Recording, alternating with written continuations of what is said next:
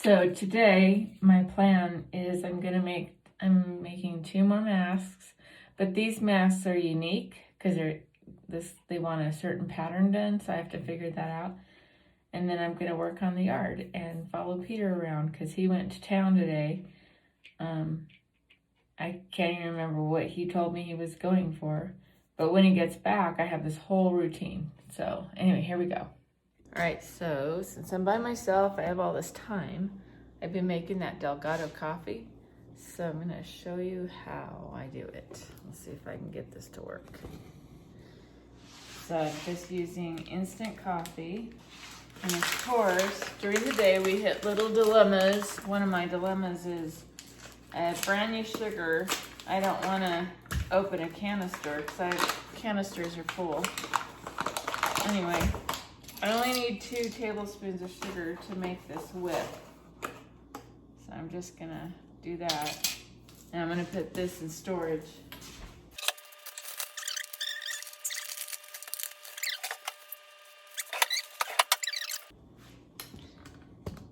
Okay, so now we have super hot water and we're gonna just whip up this stuff.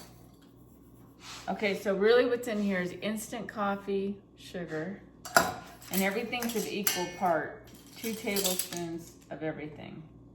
2 tablespoons of water, just like that. Now I just got this new PowerLix little guy.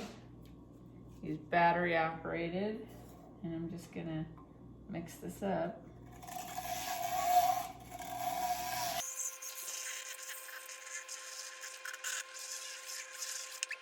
Okay, we're ready. So I've got heated almond milk, foamed. So I'm gonna finish that off. And I'm gonna pour it in my cup. Actually, I'm gonna pour a little bit of the Delgado first, just a little bit at the bottom. Okay.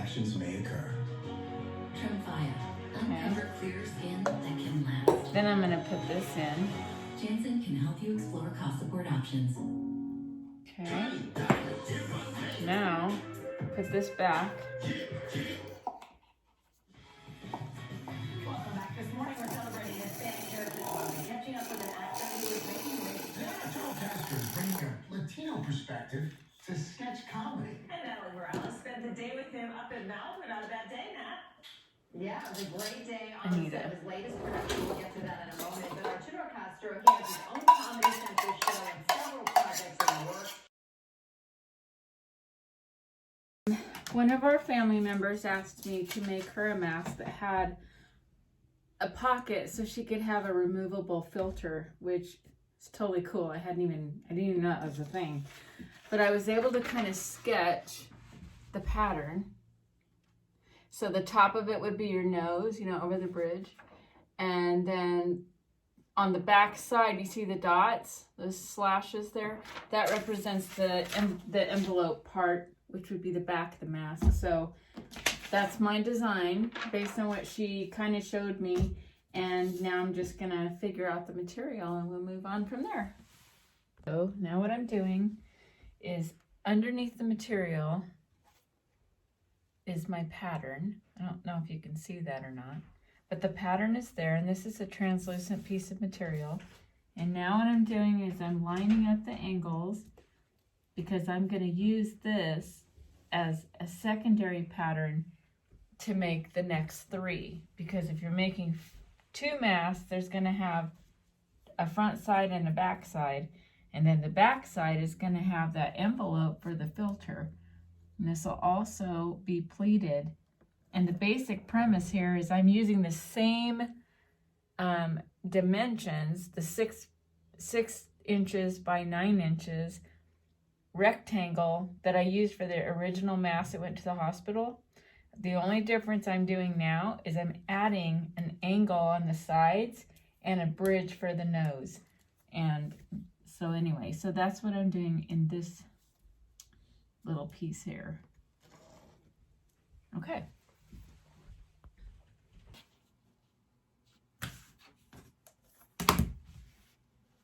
So I made my hexagon and I'm just put the pattern on it and I'm just cutting that out.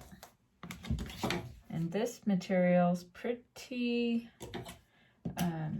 translucent, so it kind of made it easier actually to get the pattern right in there. And so we're just gonna start. I've got a few of them already cut out. So we have 1 and 2, I believe we have 6 pieces. Because I'm thinking I might double the front since I have enough. So let's see how that looks. Yeah, I can double the front and then make the back for the filter. So I just need 1 more. I sewed 2 pieces together, inverted it, and ironed it. Pretty good. It's got the width, it's got the nose, and I've purposely left the bottom open. Okay, now we'll do the back. So we sewed on the back, and there's our envelope. So a filter can go in here, and we'll sew up the bottom. We're gonna add the ties, and then you can change the filters. And I made it a little big because I don't know the size of the filter, but regardless, once it's tight on your face, it's gonna close that up. Okay. So she'll have a little pocket here and here, and it'll just slide in. Now I'm putting on her little pieces, and then here's the other one, so it's got the little pocket, and then basically that's what it looks like. Okay, so they're all sewn up and they turned out pretty cute. So got some pleats on top, and we have the bottom, and we have a pocket in the back. I don't know if you can see that. So there's 2 of those, and those will be delivered on Friday. Nice long ribbons. Okay, and then now I have a lot of cleaning to do. Okay, so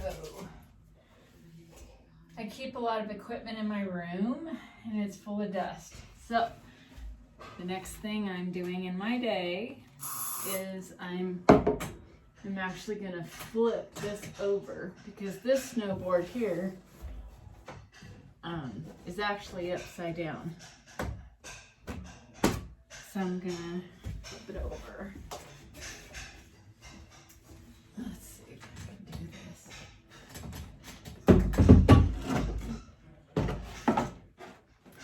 Might as well clean it. Okay, so I put all the stuff on this side and then let this side be a little bit more open. Why? So I can watch the progress of the pickleball court. I couldn't see it before. I had a lot of artwork on my shelf and it was really cramping my style. It's springtime, so I need the sunshine. So I think we're good. Looks pretty clean, everything's all organized. So now we can move on to another project. Just what a typical dinner looks like. Papa always sets up our plates. Today he's made ground beef and what is it? Oh, ground turkey and Alfredo sauce. Yeah. And it will sit on top of Brussels sprouts. Are so good for you.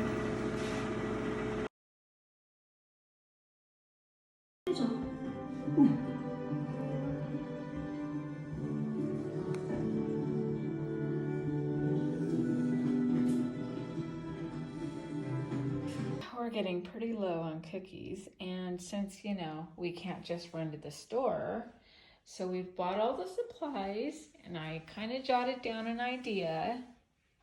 So what we're making today is Oreo lemon stuffed cookies. Okay, so we're making lemon cookies with the lemon filling. I saw you working out in the field. Yeah, Yeah, looks really good. slow, huh? Like an Yeah. Okay, so I'm waiting on the butter, and according to this recipe, we're gonna cream the butter and we're gonna add lemon juice, and then we're gonna slowly mix the dry into the wet, and then we're gonna let our dough harden so we can make little shapes. Then we're gonna make the little lemon filling, and then we can fill up my lemon filling cookies into my cookie jar so that we don't have to run to the store, because we can't do that anymore. Okay.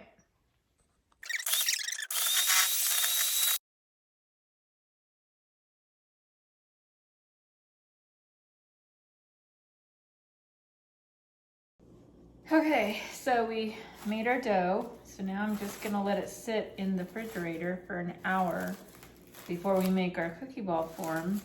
And then we'll make the Oreo filling. That's up next.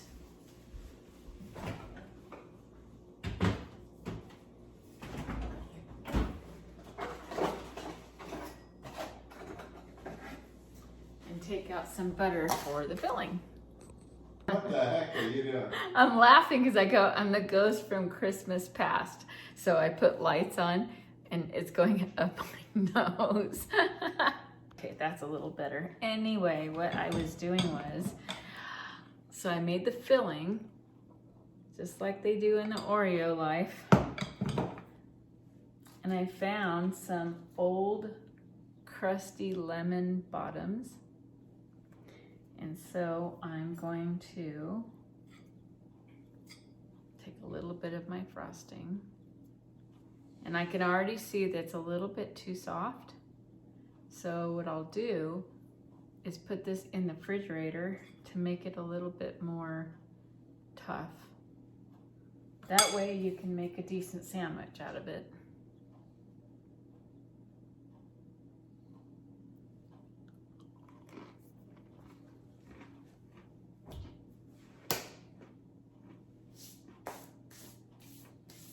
Very good.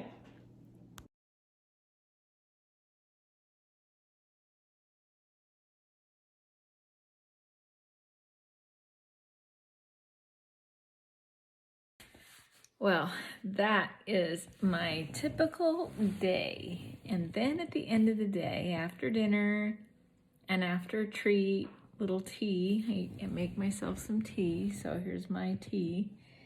This one is, it's a decaf Earl Grey. And my darling husband partner, this is the time of day when he goes and, you know, he does a shower and he has like these science shows that he likes to watch. And for me, then I just sort of chillax here. Right now I'm watching Golden Girls. And so I'll watch that for a while and contemplate tomorrow's day. Since we're all in quarantine, every day is something different. Anyways, I hope everyone has a great day tomorrow, and I hope you enjoyed my little video of what it's like in a typical day.